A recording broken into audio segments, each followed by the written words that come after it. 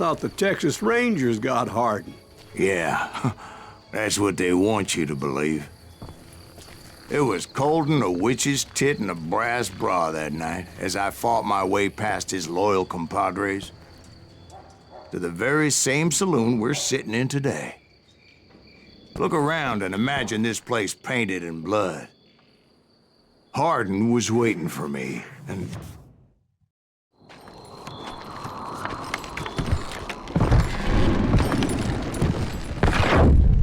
Wait, I'm jumping the gun here. Let me back up and give you some background on this sumbitch. He deserves that much. Don't you think so, Ben? John Wesley Hardin was a killer. By the end, he confessed to taking the lives of 42 men.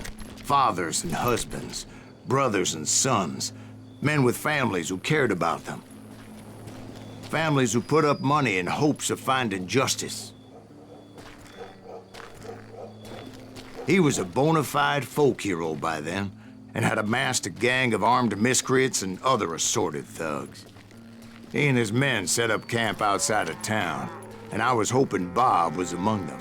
Shit, it's cold out here. Freezing my giblets off. Ain't right we gotta stay out here keeping watch like this. Ain't nobody stupid enough to go. Damn it! Shoot that son of a bitch! They didn't ask why I was there. They knew. As most of them were wanted as well. I figured Hardin was here somewhere, but to get to him, I'd have to get past his gun hand. And that was easier said than done, as most of them were as foolish and full of bravado as I was.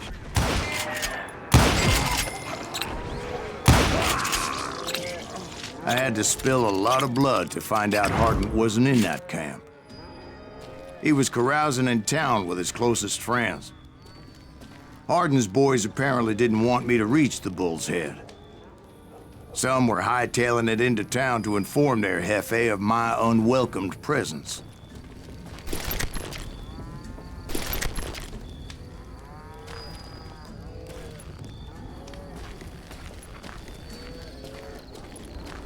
Show 'em how to die! Oh, he's hurt now! Dead man!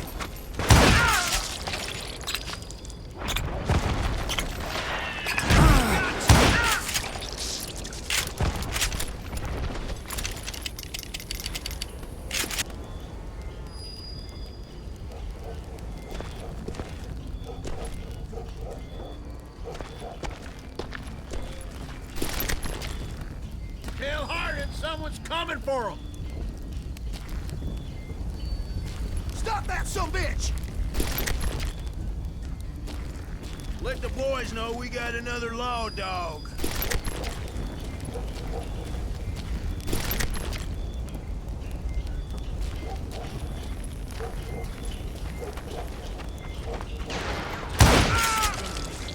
Sorry, son of a... I wondered if Bob was among them.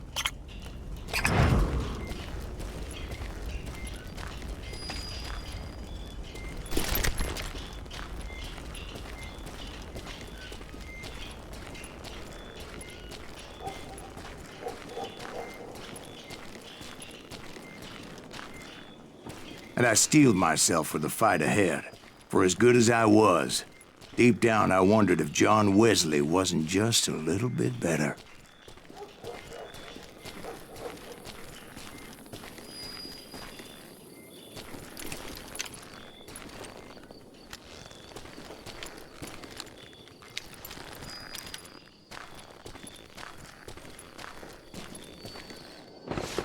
Before I could test my mettle against Hardin, however, I would first need to dispatch his cadre of hired killers. Most of these degenerates were beyond redemption, but John Wesley might have been a different story.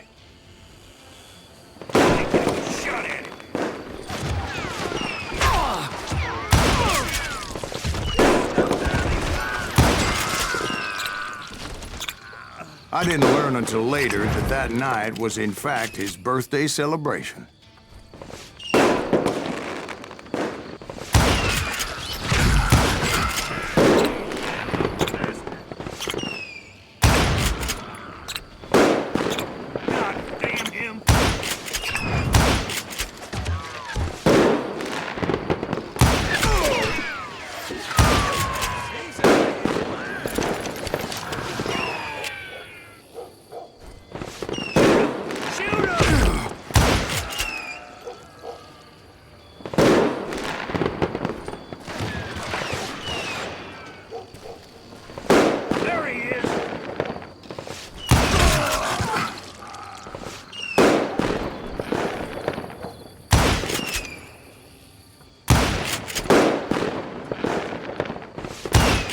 Can't get a good shot at him.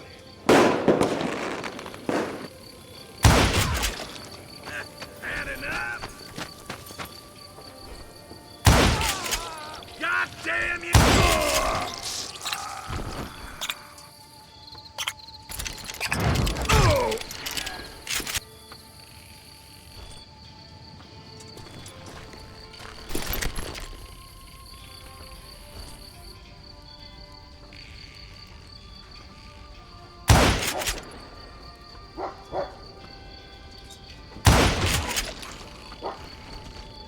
I think I already mentioned that I found Hardin in this very saloon.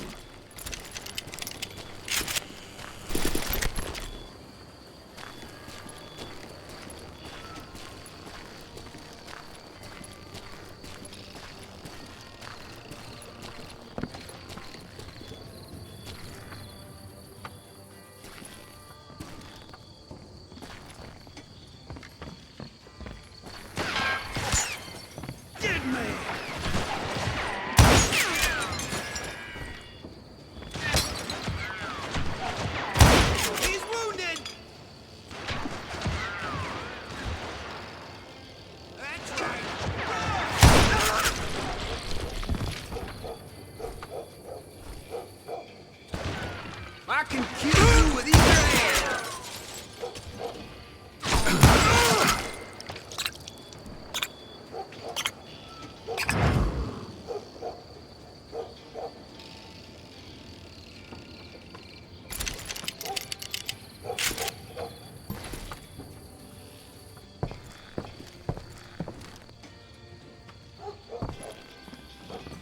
Suffice it to say, nobody there was happy to see me.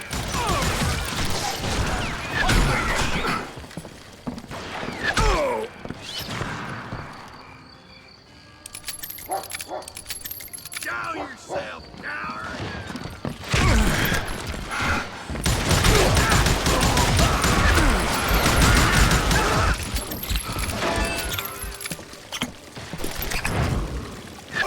I'm just getting started. In fact, I felt a certain hostility. I was disappointed that neither Bob nor John Wesley were among the dead.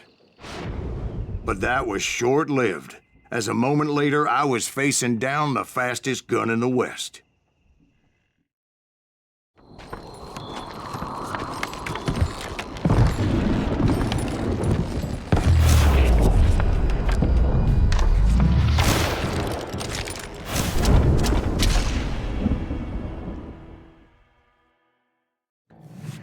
I felt a bolt of adrenaline, or maybe that was fear. He was well known for his tricks, and I knew I'd need my own if I was ever to defeat him.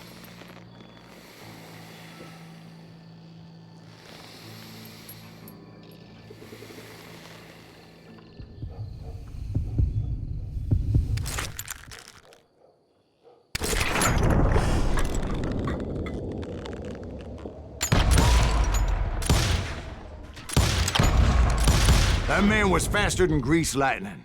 But being inebriated as he was, he didn't count his shots. And now, he was at my mercy. So he didn't die? No, I sent him to prison. Years later, after he was free, some restless Avenger took his life. Shot him in the back in a saloon just like this one. Anybody up for another beer? Ben?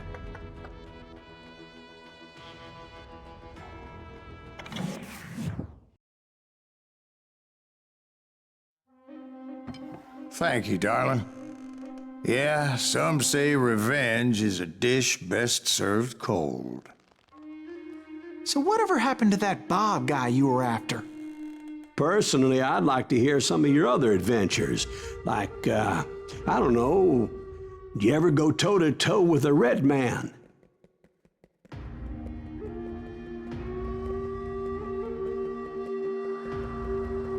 Yes, I did, Ben.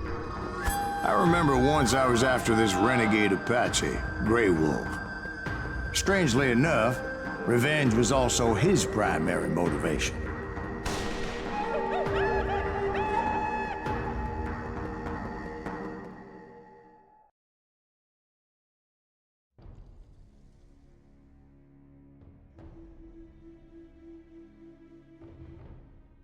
A bounty was put on Grey Wolf's head, and that's how I came to hunt him in the mountains.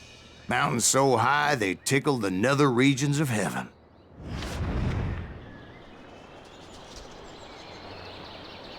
Grey Wolf was a Chiricahua Apache medicine man who had led a war party in revenge for a massacre against his people. The U.S. Army had attacked his tribe during his daughter's sacred sunrise ceremony, and the slaughter was unspeakable. I understood his anger, as there's nothing more traumatic than seeing those you love die in a cruel and painful death.